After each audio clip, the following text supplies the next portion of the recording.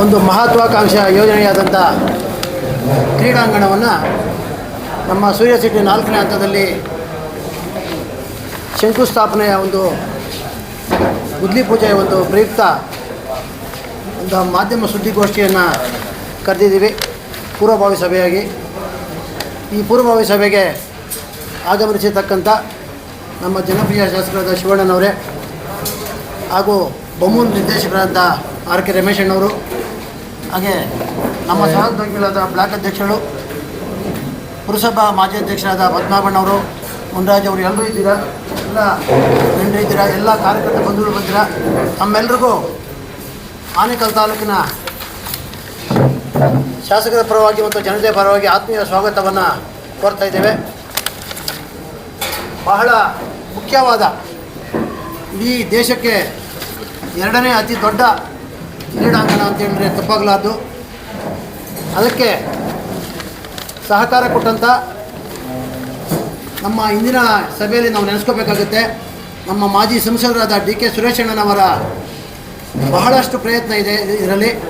ಅವರ ಪ್ರಯತ್ನದ ಫಲವಾಗಿ ಇವತ್ತು ನಮಗೆ ನಮ್ಮ ತಾಲೂಕಿಗೆ ಇಂಥ ಒಂದು ಗರಿಮೆ ಬಂದಿದೆ. ಅವ್ರನ್ನೂ ಈ ಸಮಯದಲ್ಲಿ ನಾವು ನೆನೆಸ್ಕೋಬೇಕಾಗುತ್ತೆ. ಅದಕ್ಕೆ ಸಹಕಾರ ಕೊಟ್ಟಂಥ ನಮ್ಮ ಸಾರಿಗೆ ಸಚಿವರು ರಾಮಲಿಂಗಾರೆಡ್ಡಿ ಅವರು, ಮುಖ್ಯಮಂತ್ರಿಗಳು, ಉಪಮುಖ್ಯಮಂತ್ರಿಗಳು ಎಲ್ಲರೂ ನಮಗೆ ಸಹಕಾರ ಕೊಟ್ಟು ಈ ಒಂದು ಯೋಜನೆಯನ್ನು ಕೊಟ್ಟಿದ್ದಾರೆ. ಈ ಯೋಜನೆಯ ಪರವಾಗಿ ಆನೇಕಲ್ ತಾಲೂಕಿನ ಜನತೆಗೆ ಒಂದು ಸಂದೇಶವನ್ನು ಕೊಡೋದು ಪ್ರಯುಕ್ತ ಈ ಒಂದು ಸುದ್ದಿಗೋಷ್ಠಿಯನ್ನು ಕರೆದಿದ್ದೇವೆ. ಈ ಸುದ್ದಿಗೋಷ್ಠಿಯನ್ನು ಉದ್ದೇಶಿಸಿ ನಮ್ಮ ಜನಪ್ರಿಯ ಶಾಸಕರಾದ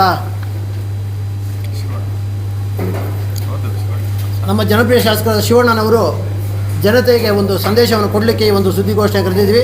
ಈ ಸುದ್ದಿಗೋಷ್ಠಿಯನ್ನು ಉದ್ದೇಶಿಸಿ ನಮ್ಮ ಜನಪ್ರಿಯ ಶಾಸಕ ಶಿವಣ್ಣನವರು ಮಾತಾಡಲಿದ್ದಾರೆ. ಎಲ್ಲ ನಮ್ಮ ಮಾಧ್ಯಮ ಮಿತ್ರರಿಗೆ ವಿಶೇಷವಾಗಿ ಈ ಒಂದು ಸುದ್ದಿಗೋಷ್ಠಿಯನ್ನು ಕರೆದಿರ್ತಕ್ಕಂಥ ಉದ್ದೇಶ, ಈ ಒಂದು ಸುದ್ದಿಗೋಷ್ಠಿಯಲ್ಲಿ ಭಾಗವಹಿಸಿರ್ತಕ್ಕಂಥ ನಮ್ಮ ಬೊಮ್ಮಲ್ನ ಮಾಜಿ ಅಧ್ಯಕ್ಷರಾದಂಥ ಆರ್ ಕೆ ರಮೇಶ್ ಅವರೇ, ಬ್ಲಾಕ್ ಕಾಂಗ್ರೆಸ್ ಸಮಿತಿಯ ಅಧ್ಯಕ್ಷಗಳಾದಂಥ ತಿರುಪತಿ ರೆಡ್ಡಿರವರೇ, ಹರೀಶ್ ಗೌಡ್ರೆ, PCC ಸದಸ್ಯರಂಥ ರಾಜಪ್ಪನವರೇ, ನಮ್ಮ ಹಿರಿಯ ಮುಖಂಡರಾದಂಥ ಮುನಿವೀರಪ್ಪನವರೇ, ನಮ್ಮ ಗೋಪಾಲ್ ರೆಡ್ಡಿಯವರು, ಎಲ್ಲ ಮುಖಂಡರು, ನಮ್ಮ ಪುರಸಭೆ ಮಾಜಿ ಅಧ್ಯಕ್ಷರು, ನಮ್ಮ ಪದ್ಮಾಬ್ರವರು, ಮುನ್ರಾಜ್ರವರು, ಮತ್ತು ಇನ್ನೂ ಎಲ್ಲ ಸ್ವಾದೇಗೌಡರು, ಯಾರು ಅನಿತಾ ಭಾವಿಸ್ಬೇಡಿ, ಎಲ್ಲ ಗೌಡ್ರು ಅನಿತಾ ಎಲ್ಲ ಮುಖಂಡರುಗಳೇ. ಅದೇ ರೀತಿಯಾಗಿ ಇವತ್ತು ತುಂಬ ಹೆಮ್ಮೆ ಪಡುವಂಥ ಒಂದು ಸುದಿನ ನಮ್ಮ ತಾಲೂಕಿಗೆ. ಸುಮಾರು ವರ್ಷಗಳಿಂದ ಹಿಂದಿನ ಒಂದು BJP ಸರ್ಕಾರ ಇದ್ದಂಥ ಸಂದರ್ಭದಲ್ಲೂ ಕೂಡ ನಾವು ಪ್ರಪೋಸಲ್ ಮಾಡಿದ್ವಿ. ಯಾರು ನಮ್ಮ ಲೋಕಸಭಾ ಮಾಜಿ ಸದಸ್ಯರಾದಂಥ ಈಗಿನ ಬೊಮ್ಮಲ್ನ ಅಧ್ಯಕ್ಷರಾದಂಥ ಡಿ ಕೆ ಸುರೇಶ್ ಅವರು ಮತ್ತು ನಾನು ಯಾವುದೇ ಕಾರಣಕ್ಕೂ ಕೂಡ ಇಲ್ಲೇನು ಸೂರ್ಯನಗರ 4ನೇ ಅಂತ ನೀವು ಅಕ್ವಿಸಿಷನ್ ಮಾಡ್ತಾಯಿದ್ದೀರಿ, ಅಕ್ವಿಸಿಷನ್ ಮಾಡೋದ್ರಿಂದ ಅಭಿವೃದ್ಧಿ ಆಗ್ತದೆ, ನಾವು ಅದನ್ನೆಲ್ಲನೂ ಕೂಡ ಒಪ್ಕೋತೀವಿ. ಆದರೆ ನಮ್ಮ ಜನಗಳಿಗೆ ಮತ್ತು ಈ ಭಾಗ ಇನ್ನೂ ಹೆಚ್ಚಿನ ಅಭಿವೃದ್ಧಿ ಆಗಬೇಕು ಅಂತ ಹೇಳಿದ್ರೆ ನಿಮ್ಮಿಂದ ಏನಾದರೂ ಒಂದು ಕೊಡುಗೆ ಕೊಡಬೇಕು ಅಂಥೇಳಿ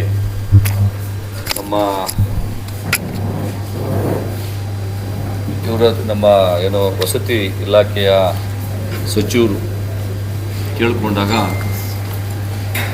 ಮಾನ್ಯ ಸೋಮಣ್ಣವರು ಆಯಿತು ನೋಡೋಣ ಮಾಡೋಣ ಹಂಗೆ ಅಂತೇಳಿ ಸತಾಯಿಸ್ಕೊಂಡು ಬಂದಿದ್ದರು. ಆದರೆ ನಮ್ಮ 2023ರ ನಮ್ಮ ಕಾಂಗ್ರೆಸ್ ಪಕ್ಷದ ಸರ್ಕಾರ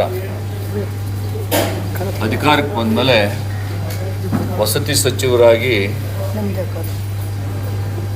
ಸರ್ಕಾರದ ಒಂದು ಸಚಿವರಾಗಿ ನೇಮಕ ಆದಂಥ ವಸತಿ ಸಚಿವರಾದಂಥ ಜಮೀರ್ ಅಹ್ಮದ್ ಸಚಿವರಾದ ಮೇಲೆ ಒಂದು ಬಾರಿ ಎಲ್ಲ ಕಡೆಯೂ ಕೂಡ ಎಲ್ಲ ಸೂರ್ಯನಗರ 1ನೇ ಹಂತ 2ನೇ ಹಂತ 3ನೇ ಹಂತ 4ನೇ ಹಂತಕ್ಕೂ ಕೂಡ ಅವರು ಪ್ರವಾಸವನ್ನು ಹಮ್ಮಿಕೊಂಡಿದ್ರು.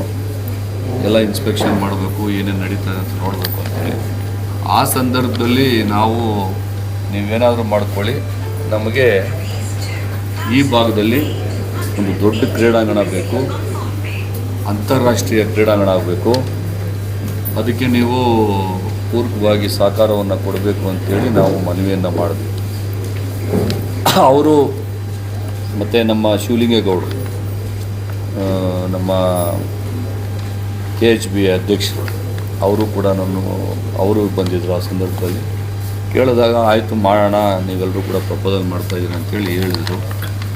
ಆಗ ನಾವು ಮತ್ತು ನಮ್ಮ ಲೋಕಸಭಾ ಮಾಜಿ ಸದಸ್ಯರು ಬೊಮ್ಮಲ್ನ ಅಧ್ಯಕ್ಷರಾದಂಥ DK ಸುರೇಶ್ ಅವರು ನಾವೇನು ಒತ್ತಡವನ್ನು ಮಾಡಿದ್ವಿ, ಆ ಸಂದರ್ಭದಲ್ಲಿ ಪೂರ್ವಕವಾಗಿ ಅವರು ಸಂಪೂರ್ಣವಾಗಿ ನಮಗೆ ಸಹಕಾರವನ್ನು ಕೊಟ್ಟು ಅದು ತುಂಬ ಅಡೆತಡೆಗಳಾಯಿತು. ಯಾವುದಕ್ಕೆ? ಈ ಒಂದು ಅಂತಾರಾಷ್ಟ್ರೀಯ ಕ್ರೀಡಾಂಗಣ ಇದು ಇಡೀ ನಮ್ಮ ದೇಶಕ್ಕೆ ಮೊದಲನೇ ಅತಿ ದೊಡ್ಡ ಸ್ಟೇಡಿಯಂ ಗುಜರಾತ್ನಲ್ಲಿದೆ. ಸುಮಾರು 1 ಲಕ್ಷ ಆಸನಗಳುಳ್ಳಂಥ ಒಂದು ಸ್ಟೇಡಿಯಮ್ಮು. ಆಮೇಲೆ ಎರಡನೇದು 80,000ಕ್ಕಿಂತ ಹೆಚ್ಚು ಆಸನಗಳುಳ್ಳಂಥ ಸ್ಟೇಡಿಯಮ್ಮು ನಮ್ಮ ಒಂದು ತಾಲೂಕಿನಲ್ಲಿ ಇವತ್ತು ಗುದ್ಲಿ ಪೂಜಾ ಕಾರ್ಯಕ್ರಮ 23ನೇ ತಾರೀಕು ಬೆಳಗ್ಗೆ 11 ಗಂಟೆಗೆ ಮಾನ್ಯ ನಮ್ಮ ಮುಖ್ಯಮಂತ್ರಿಗಳಾದಂಥ ಸಿದ್ದರಾಮಯ್ಯನವರು ಮತ್ತು ನಮ್ಮ ಉಪಮುಖ್ಯಮಂತ್ರಿಗಳಾದಂಥ DK ಶಿವಕುಮಾರ್ ಅವರು, ಅನೇಕ ಸಚಿವ ಸಂಪುಟದ ಸಹೋದ್ಯೋಗಿಗಳಾಗಿ ನಮ್ಮ ಸಚಿವರುಗಳು, ಇವತ್ತು ವಸತಿ ಸಚಿವರಾದಂಥ ಜಮೀರ್ ಅಹ್ಮದ್ ರವರು, ಅನೇಕ ಸಚಿವರುಗಳು, ಶಾಸಕರುಗಳು ಎಲ್ಲರೂ ಕೂಡ ಈ ಒಂದು ಗುದ್ಲಿ ಪೂಜೆ ಕಾರ್ಯಕ್ರಮದಲ್ಲಿ ಭಾಗವಹಿಸ್ತಾರೆ. ಈ ಒಂದು ಗುದ್ಲಿ ಪೂಜೆ ಇದು ಶಾಶ್ವತವಾಗಿ ಇತಿಹಾಸದ ಪುಟಗಳಲ್ಲಿ ಸೇರುವಂಥ ಒಂದು ಕಾರ್ಯಕ್ರಮ. ಸುಮಾರು 1 ಲಕ್ಷ ಜನ ಈ ಒಂದು ಕಾರ್ಯಕ್ರಮದಲ್ಲಿ ಭಾಗವಹಿಸ್ತಾರೆ ಎನ್ನುವಂಥ ಒಂದು ನಿರೀಕ್ಷೆ ಈ ಕಾರ್ಯಕ್ರಮದಲ್ಲಿದೆ. ಈ ಕಾರ್ಯಕ್ರಮ ಹಮ್ಮಿಕೊಂಡಿರ್ತಕ್ಕಂಥ ಸ್ಥಳ ನಮ್ಮ ಇಂಡ್ಲವಾಡಿ ಗ್ರಾಮದ ಪಕ್ಕದಲ್ಲಿ. ಅಲ್ಲಿ ಬೃಹತ್ತಾದಂಥ ಒಂದು ಶಾಮಿಯಾನ ಎಲ್ಲನೂ ಕೂಡ ಹಾಕಿ ಈ ಕಾರ್ಯಕ್ರಮವನ್ನು ಯಶಸ್ವಿಯಾಗಿ ನಡೆಸ್ಕೊಡ್ಬೇಕು ಅಂತೇಳಿ ನಾನು ನಮ್ಮ ಎಲ್ಲ ಮುಖಂಡರು ಕೂಡ ಕೇಳ್ಕೊಂಡಿದ್ದೀನಿ ಮತ್ತು ಕಾರ್ಯಕರ್ತರು ಕೂಡ ಕೇಳ್ಕೊಂಡಿದ್ದೀನಿ. ತಾಲೂಕಿನ ಜನತೆಗೆ ವಿಶೇಷವಾಗಿ ನಾನು ಆಹ್ವಾನವನ್ನು ಕೊಡ್ತಾಯಿದ್ದೀನಿ. ಇಂಥ ಒಂದು ಇತಿಹಾಸ ಪುಟಗಳಲ್ಲಿ ಸೇರುವಂಥ ಇಂಥ ಒಂದು ಕಾರ್ಯಕ್ರಮ ನಮ್ಮ ಭಾಗದಲ್ಲಿ ಅಂತಾರಾಷ್ಟ್ರೀಯ ಒಂದು ಕ್ರೀಡಾಂಗಣ ಬರ್ತಾ ಇರೋದಕ್ಕೆ ನಾವೆಲ್ಲರೂ ಕೂಡ ತುಂಬ ಸಂತೋಷ ಪಡಬೇಕಾಗ್ತದೆ. ಇಲ್ಲಿ ಪಕ್ಷ ಅನ್ನೋ ಪ್ರಶ್ನೆ ಅಲ್ಲ, ಎಲ್ಲರೂ ಕೂಡ ಇದರಲ್ಲಿ ಭಾಗವಹಿಸಬೇಕು. ವಿಶೇಷವಾಗಿ ಯುವಕರು ಹೆಚ್ಚಿನ ಸಂಖ್ಯೆಯಲ್ಲಿ ಈ ಒಂದು ಕಾರ್ಯಕ್ರಮದಲ್ಲಿ ಗುದ್ಲಿ ಪೂಜಾ ಕಾರ್ಯಕ್ರಮದಲ್ಲಿ ಭಾಗವಹಿಸಬೇಕು ಅನ್ನುವಂಥದ್ದು ನಮ್ಮ ಮನವಿ. ಇದು ಸೂರ್ಯ ಸಿಟಿ 4ನೇ ಹಂತದಲ್ಲಿ ನಿರ್ಮಾಣ ಆಗ್ತಾ ಇರ್ತಕ್ಕಂಥ ಕ್ರೀಡಾಂಗಣ. ಆನೇಕಲ್ ತಾಲೂಕಿನಲ್ಲಿ ಇವತ್ತು ನಮ್ಮ ಆನೇಕಲ್ ತಾಲೂಕು ವಿಶ್ವಮಟ್ಟದಲ್ಲಿ ಹೆಸರುವಾಸಿಯಾಗುವಂಥ ಒಂದು ಕ್ರೀಡಾಂಗಣ ನಮ್ಮ ಭಾಗದಲ್ಲಿ ಇವತ್ತು ನಿರ್ಮಾಣ ಆಗ್ತಾಯಿದೆ. ಇದರಿಂದ ಆಸ್ತಿ ಮೌಲ್ಯಗಳು ಹೆಚ್ಚಾಗ್ತವೆ, ಅನೇಕ ಜನರಿಗೆ ಇದರಿಂದ ಕೆಲಸಗಳು ಸಿಗ್ತದೆ ಮತ್ತು ಅಭಿವೃದ್ಧಿ ಹೆಚ್ಚಿನ ಒಂದು ವೇಗವಾಗಿ ಅಭಿವೃದ್ಧಿ ಕೂಡ ಆಗ್ತದೆ. ಅದರಿಂದ ಈ ಒಂದು ಕ್ರೀಡಾಂಗಣ ಬರಲಿಕ್ಕೆ ಮುಖ್ಯ ಕಾರಣ ಏನಂತ ಹೇಳಿದ್ರೆ, ನಿಮಗೆಲ್ಲರೂ ಕೂಡ ಗೊತ್ತಿರಬೇಕು, ಚಿನ್ನಸ್ವಾಮಿ ಕ್ರೀಡಾಂಗಣದಲ್ಲಿ ಹಿಂದಿನ ವರ್ಷ ಕಾಲು ತುಳಿತಾಗಿ ಸುಮಾರು ಜನ ತೀರೋಗ್ಬಿಟ್ರು. ಅದು ಬೆಂಗಳೂರಲ್ಲಿ ಜನಸಂಖ್ಯೆಯನ್ನು ನಿಯಂತ್ರಣ ಮಾಡಲಿಕ್ಕೆ ಸಾಧ್ಯ ಆಗಲ್ಲ. ಯಾಕೆ ಸಾಧ್ಯ ಆಗೋದಿಲ್ಲ ಅಂದರೆ ಆ ರಸ್ತೆಗಳು ಚಿಕ್ಕದಾಗಿದ್ದಾವೆ, ಸ್ಟೇಡಿಯಂ ಜನ ಬರೋರು ಸಾವಿರಾರು ಜನ ಬರ್ತಾರೆ. ಆದರೆ ಅಲ್ಲಿ ರಸ್ತೆಗಳು ಕಿರಿದಾಗಿದ್ದು ಮತ್ತು ಒಳಗಡೆಗೆ ಹೋಗೋದಕ್ಕೂ ಬರೋಕ್ಕೂ ಕೂಡ ಅದು ಒಟ್ಟು 30,000 ಜನ ಅದರಲ್ಲಿ ಆ ಸ್ಟೇಡಿಯಮಲ್ಲಿ ಕೂತ್ಕೊಳ್ಳೋದಕ್ಕೆ ಅವಕಾಶ ಇರುತ್ತೆ. ಅದನ್ನು ಒಂದು ಮನಗಂಡೇನೆ ನಮ್ಮ ಸರ್ಕಾರ, ಮಾನ್ಯ ಮುಖ್ಯಮಂತ್ರಿಗಳು ಸಿದ್ದರಾಮಯ್ಯನವರು ನಮ್ಮ ಒಂದು ಮನವಿಗೆ ಹೋಗೊಟ್ಟು ನಾನು ಈ ಶಾಸಕನಾದ ಮೇಲೆ ಈ ಕ್ಷೇತ್ರದಲ್ಲಿ 4ನೇ ಹಂತನೂ ಕೂಡ ಪ್ರಾರಂಭ ಆಗ್ತಾಯಿದೆ ಸೂರ್ಯ ಸಿಟಿ. ಇದರಿಂದ ಜನರಿಗೂ ಕೂಡ ಒಳ್ಳೆಯದಾಗ್ತಾ ಇದೆ, ಮನೆಗಳು ಸೈಟ್ಗಳು ಸಿಗ್ತಾ ಇದೆ. ಮತ್ತು ಅದ್ರ ಜೊತೆಯಲ್ಲಿ ಇನ್ನೂ ಕೂಡ ಈ ಭಾಗದಲ್ಲಿರ್ತಕ್ಕಂಥ ಭೂಮಿಗೆ ಬೆಲೆ ಬರಬೇಕು ಮತ್ತು ಈ ಅಭಿವೃದ್ಧಿ ಆಗಬೇಕು. ಅಂತಾರಾಷ್ಟ್ರೀಯ ಕ್ರೀಡಾಂಗಣ ಬಂದರೆ ಎಲ್ಲ ರೀತಿಯಲ್ಲೂ ಕೂಡ ಒಳ್ಳೆಯದಾಗ್ತೈತೆ ಅಂತೇಳಿ ನಾನು ಮತ್ತು ನಮ್ಮ ಬೊಮ್ಮಲ್ನ ಈಗಿನ ಅಧ್ಯಕ್ಷರಾದಂಥ DK ಸುರೇಶ್ ಅವರು ಮನವಿ ಮಾಡಿದಂಥ ಸಂದರ್ಭದಲ್ಲಿ ಮಾನ್ಯ ಮಂತ್ರಿಗಳು ಇದನ್ನು ಕ್ಯಾಬಿನೆಟ್ ಲೆವೆಲ್ಗೆ ತಗೊಂಡೋಗಿ ಕ್ಯಾಬಿನೆಟ್ ಲೆವೆಲ್ಗೆ ತಗೊಂಡು ಹೋದಂಥ ಸಂದರ್ಭದಲ್ಲಿ ಕ್ಯಾಬಿನೆಟ್ಟಲ್ಲಿ ಅನೇಕ ಅಡೆತಡೆಗಳು ಕೂಡ ಬಂದಿದ್ದಾವೆ. ಇಲ್ಲಿ ಮಾಡಬಾರ್ದು, ಅಲ್ಲಿ ಎಲ್ಲೋ ಬೇರೆ ಕಡೆ ಮಾಡಬೇಕು, ಇನ್ನೊಂದು ಕಡೆ ಮಾಡಬೇಕು ಅಂತೇಳಿ ಅವರ ಒಂದು ಅಭಿಪ್ರಾಯಗಳನ್ನು ಹೇಳಿದ್ದಾರೆ. ಆದರೆ ಅದು ಯಾವುದಕ್ಕೂ ಕೂಡ ಕಿವಿಗೊಡದೆ ನಮ್ಮ ರಾಜ್ಯದ ಮುಖ್ಯಮಂತ್ರಿಗಳಾದಂಥ ಸಿದ್ದರಾಮಯ್ಯನವರು ವಿಶೇಷವಾಗಿ ನಮ್ಮ DK ಶಿವಕುಮಾರ್ ಅವರು ಇಲ್ಲ ಈ ಭಾಗದಲ್ಲಿ ಒಂದು ಕ್ರೀಡಾಂಗಣ ಬೇಕು ಅಂತೇಳಿ ಅವ್ರಿಗೆಲ್ಲರೂ ಕೂಡ ಸಂಪುಟದ ಸಹೋದ್ಯೋಗಿಗಳಿಗೆ ಅವರು ಸಂಪುಟ ಸಹೋದ್ಯೋಗಿಗಳೆಲ್ಲನೂ ಕೂಡ ಅವರ ಮನವನ್ನು ಒಲಿಸಿ ಇಲ್ಲಿ ಆಗಲಿಕ್ಕೆ ಕಾರಣಕರ್ತರಾಗಿದ್ದಾರೆ. ಅದರಲ್ಲಿ ನಮ್ಮ ಜಮೀರ್ ಅಹಮದ್ ಅವರು ಕೂಡ ಆ ಸಭೆಯಲ್ಲಿದ್ದಂಥ ಸಂದರ್ಭದಲ್ಲಿ ಇಲ್ಲಿ KHBಗೆ ಸೂರ್ಯನಗರ ನಾಲ್ಕನೇ ಅಂತ ನಮ್ಮ ಆನೇಕಲ್ ತಾಲೂಕಿನಲ್ಲಿ ನಿಲ್ವಾಡಿ ಗ್ರಾಮದಲ್ಲಿ ಆಗ್ತಾ ಇರೋದು. ಅಲ್ಲಿ ನಮ್ಮ ಅನುದಾನದಲ್ಲಿ, ಸರ್ಕಾರದ ಅನುದಾನ ಅಲ್ಲ ಇದು, ವಸತಿ ಇಲಾಖೆಯ ಅನುದಾನದಲ್ಲಿ ಈ ಒಂದು ಕ್ರೀಡಾಂಗಣ ಆಗ್ತಾ ಇರ್ತಕ್ಕಂಥದ್ದು. ಈ ಕ್ರೀಡಾಂಗಣಕ್ಕೆ ಒಂದು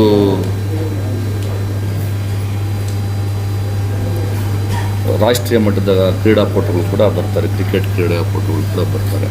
ಅದೆಲ್ಲನೂ ಕೂಡ ಈಗಾಗಲೇ ನಮ್ಮ ವಸತಿ ಸಚಿವರು ಅದರ ಬಗ್ಗೆ ಎಲ್ಲ ಮಾತಾಡಿದ್ದಾರೆ.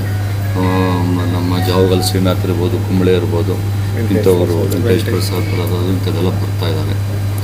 ಆದ್ದರಿಂದ ನಮ್ಮ ಯುವಕರುಗಳಲ್ಲಿ ಇದು ಒಂದು, ನಮ್ಮ ಭಾಗದಲ್ಲಿ ಯುವಕರೆಲ್ಲರೂ ಕೂಡ ಇವತ್ತು ಕ್ರಿಕೆಟ್ ಪ್ರೇಮಿಗಳು, ನಮ್ಮ ಯುವಕರು ಮತ್ತು ಕ್ರೀಡಾಭಿಮಾನಿಗಳು, ನಮ್ಮ ತಾಲೂಕಿನ ಜನತೆ ಹೆಚ್ಚು ಲಕ್ಷ ಸಂಖ್ಯೆಯಲ್ಲಿ ಇದರಲ್ಲೂ ಕೂಡ ಭಾಗವಹಿಸಿ ಈ ಒಂದು ಕಾರ್ಯಕ್ರಮವನ್ನು ಯಶಸ್ವಿಗೊಳಿಸಬೇಕು ಅನ್ನುವಂಥದ್ದು ನನ್ನ ಒಂದು ಮನವಿ.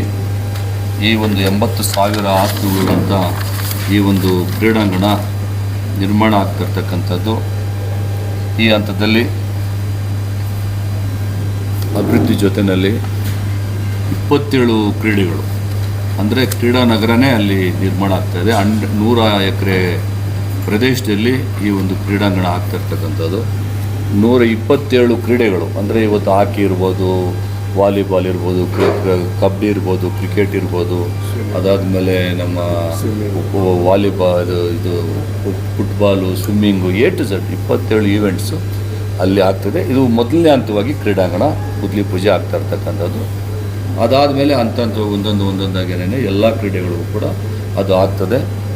ಸುಮಾರು ಒಂದು 5 ಸ್ಟಾರ್ ಹೋಟ್ಲು ಕೂಡ ಆಗ್ತದೆ ಕ್ರೀಡಾಪಟುಗಳಿಗೆ ಉಳ್ಕೊಳ್ಳಿಕ್ಕೆ. ಮತ್ತು ದೊಡ್ಡದಾಗಿ ಒಂದು ಹಾಲು, ದೊಡ್ಡ ಹಾಲು, ಒಂದು 3,000-4,000 ಜನ ಕೂತ್ಕೊಳ್ಳುವಂಥ ಹಾಲು, ಮತ್ತು ಅಲ್ಲಿ ಬೇಕಾಗಿರ್ತಕ್ಕಂಥ ಎಲ್ಲ ಸೌಕರ್ಯಗಳುಳ್ಳಂಥ ಒಂದು ಸುಸಜ್ಜಿತವಾದಂಥ ಈ ಒಂದು ಕ್ರೀಡಾ ನಗರ. ಮುಂದಿನ ದಿನಗಳಲ್ಲಿ ಯಾರ ಹೆಸರು ಏನು ಅನ್ನೋದ್ರ ಬಗ್ಗೆ ಅದು ಎಲ್ಲ ಕಟ್ಟಡ ಎಲ್ಲ ಆಗಿ ಮತ್ತು ಕಟ್ಟಡ ಆದಂಥ ಸಂದರ್ಭದಲ್ಲಿ ಅದು ಕ್ಯಾಬಿನೆಟಲ್ಲಿ ತೀರ್ಮಾನ ಆಗಬೇಕು, ಯಾರ ಹೆಸರು ಇಡಬೇಕು ಏನು ಅನ್ನೋದು. ಆ ಸಂದರ್ಭದಲ್ಲಿ ಅದು ಕ್ಯಾಬಿನೆಟಲ್ಲಿ ತೀರ್ಮಾನ ಆಗ್ತದೆ. ಅವು ಯಾರು ಹೆಸರು ಇಡ್ತಾರೆ ಏನು ಅಂತೇಳಿ ಅದ್ರ ಬಗ್ಗೆ ಮುಂದಿನ ದಿನಗಳಲ್ಲಿ ಕ್ರಮ ಆಗ್ತದೆ. ಆದ್ದರಿಂದ ಈ ಒಂದು ಮೇ 23ರಂದು ಶನಿವಾರ ಎಲ್ಲ ಜನಸಾಮಾನ್ಯರು ನಮ್ಮ ತಾಲೂಕಿನ ಹೆಚ್ಚಿನ ಜನಸಂಖ್ಯೆಯಲ್ಲಿ ಈ ಒಂದು ಕ್ರೀಡಾಂಗಣದಲ್ಲಿ ಏನು ಗುದ್ಲಿ ಪೂಜೆ ಆಗ್ತಾಯಿದೆ 23ನೇ ತಾರೀಕು, ಎಲ್ಲರೂ ಕೂಡ ಭಾಗವಹಿಸಬೇಕು ಅಂತೇಳಿ ಮತ್ತೊಮ್ಮೆ ನಾನು ಮನವಿಯನ್ನು ಮಾಡ್ತಾ, ಈ ಒಂದು ಕ್ರೀಡಾಂಗಣ ಗುದ್ಲಿ ಪೂಜೆಯಲ್ಲಿ ಮುಖ್ಯಮಂತ್ರಿಗಳು, ಉಪಮುಖ್ಯಮಂತ್ರಿಗಳಾದಂಥ DK ಶಿವಕುಮಾರ್ ಅವರು, ರಾಮಲಿಂಗಾರೆಡ್ಡಿ ಸಾಹೇಬರು, ವಸತಿ ಸಚಿವರಾದಂಥ ಜಮೀರ್ ಅಹಮದ್ ಅವರು, ನಮ್ಮ KHB ನಮ್ಮ ಅಧ್ಯಕ್ಷರು ಶಿವಲಿಂಗೇಗೌಡರು, ಅದೇ ರೀತಿಯಾಗಿ ಪ್ರಿಯಾಂಕ್ ಖರ್ಗೆ ಅವರು, ಪರಮೇಶ್ವರ್ ಅವರು, ದಿನೇಶ್ ಗುಂಡೂರಾವ್ ಅವರು, ಸುರೇಶ್ ಅವರು, ನಮ್ಮ ಮಂತ್ರಿಗಳು ಕೃಷ್ಣ ಬೈರೇಗೌಡರು, ಈ ರೀತಿಯಾಗಿ ಎಲ್ಲರೂ ಕೂಡ ಭಾಗವಹಿಸ್ತಾ ಇದ್ದಾರೆ. ಈ ಒಂದು ಪೂರ್ವ ಸಿದ್ಧತೆಗಳೆಲ್ಲರೂ ಕೂಡ ಈಗಾಗಲೇ ನಡೀತಾ ಇದೆ. ಆದ್ದರಿಂದ ನಮ್ಮ ತಾಲೂಕಿನ ಜನತೆ ಹೆಚ್ಚಿನ ಸಂಖ್ಯೆಯಲ್ಲಿ ಭಾಗವಹಿಸಿ ಈ ಒಂದು ಇತಿಹಾಸ ಪುಟಗಳಲ್ಲಿ ಸೇರುವಂಥ ಕಾರ್ಯಕ್ರಮದಲ್ಲಿ ಭಾಗವಹಿಸಬೇಕು ಅಂತೇಳಿ ಮನವಿ ಮಾಡ್ತೀವಿ.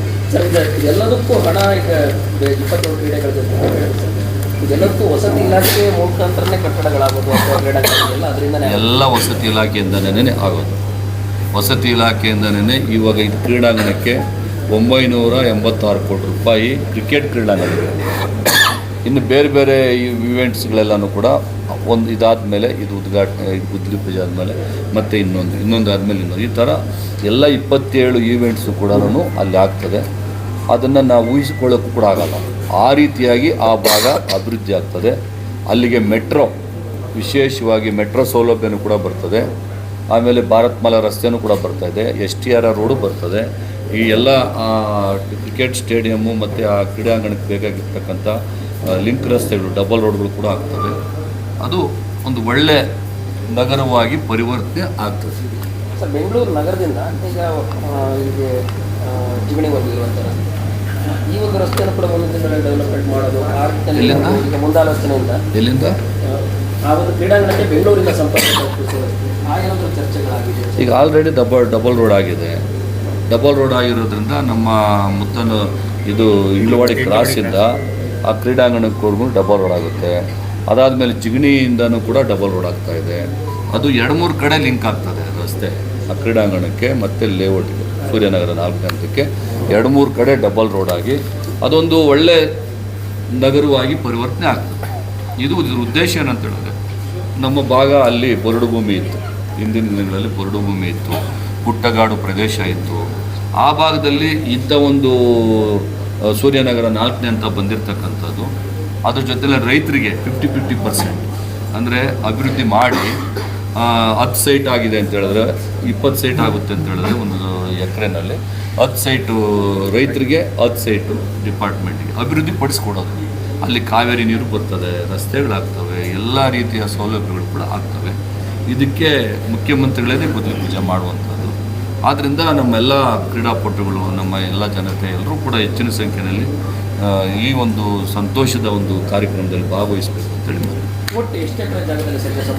ಒಟ್ಟಾರೆಯಾಗಿ 100 ಎಕರೆ ಜಾಗದಲ್ಲಿ ಈ ಒಂದು ಕ್ರೀಡಾಂಗಣ ಅಂದರೆ ಕ್ರಿಕೆಟ್ ಒಂದೇ ಅಲ್ಲ, ಎಲ್ಲ ಇವೆಂಟ್ಸು ಸೇರಿ 100 ಎಕರೆ ಒಂದು ಜಾಗದಲ್ಲಿ ಪ್ರಾರಂಭ ಆಗ್ತದೆ.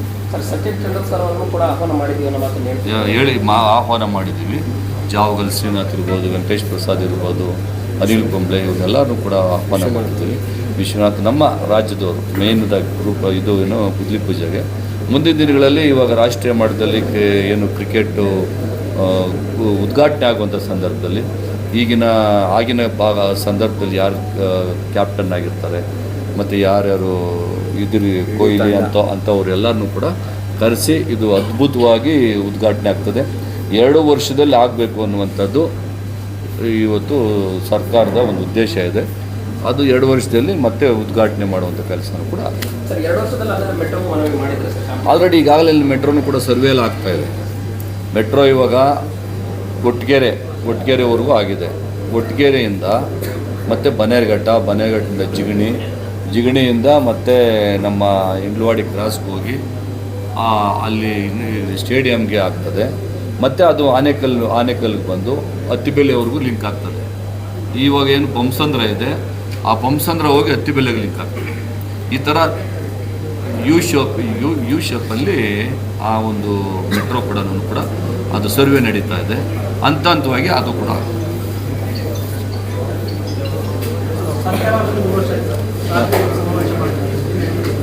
ಹೌದು.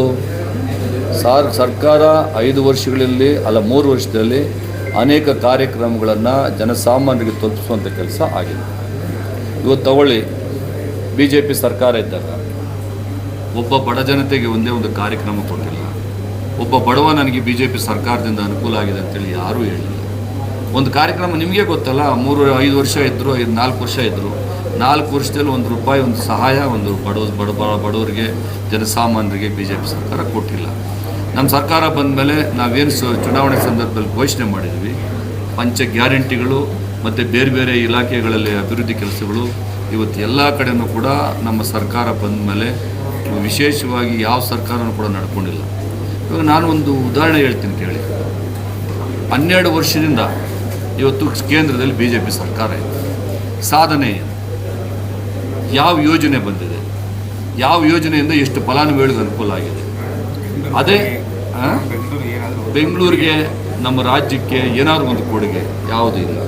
ಆ ಹಿಂದಿನ BJP ಸರ್ಕಾರ ಇದ್ದಾಗಲೂ ಯಾವುದೂ ಕೊಡುಗೆ ಇಲ್ಲ, ಗೊತ್ತಾಯ್ತಲ್ಲ, ಯಾವ ಕೊಡುಗೆನೂ ಇಲ್ಲ. ಇವಾಗ ನಮ್ಮ ಸರ್ಕಾರ ಬಂದಮೇಲೆ ನಾವು ಯಾವ ರೀತಿಯಾಗಿ ಭರವಸೆ ಕೊಟ್ಟಿದ್ದು ನಮ್ಮ ನಾಯಕರಾದಂಥ ಸಿದ್ದರಾಮಯ್ಯನವರು ಮತ್ತು ನಮ್ಮ DK ಶಿವಕುಮಾರ್ ಅವರು, ಮಲ್ಲಿಕಾರ್ಜುನ ಖರ್ಗೆರವರು ಏನು ಭರವಸೆಗಳನ್ನು ಕೊಟ್ಟಿದ್ರು, ಆ ಭರವಸೆಗಳನ್ನು ಈಡೇರಿಸುವಂಥ ನಿಟ್ಟಿನಲ್ಲಿ ಇವತ್ತು ಅಕ್ಕಿ ಕೊಡೋದಿರ್ಬೋದು, ಬಸ್ ಸ್ತ್ರೀ ಶಕ್ತಿ ಸಂಘಗಳು ಯಾವುದೋ ನಮ್ಮ ಶಕ್ತಿ ಯೋಜನೆಯ ಮುಖಾಂತರ ಎಲ್ಲ ಮಹಿಳೆಯರಿಗೆ ಬಸ್ ಸೌಲಭ್ಯ ಇರ್ಬೋದು, ಅದೇ ರೀತಿ 2,000 ರೂಪಾಯಿ ಗೃಹಲಕ್ಷ್ಮಿ ಯೋಜನೆ ಇರ್ಬೋದು, ಮತ್ತು ಯುವಕರುಗಳಿಗೆ 2,000 ರೂಪಾಯಿ, 3,000 ರೂಪಾಯಿ ಡಿಗ್ರಿ ಮಾಡಿರೋರಿಗೆ 1,500 ರೂಪಾಯಿ ಯುವ ನಿಧಿ ಇರ್ಬೋದು, ಆಮೇಲೆ ಕರೆಂಟ್ ಬಿಲ್ ಫ್ರೀ ಇರ್ಬೋದು. ಇವೆಲ್ಲನೂ ಕೂಡ ಬಡವ್ರಿಗೆ ಬೇಕಾಗಿರ್ತಕ್ಕಂಥ ಸೌಲಭ್ಯಗಳು.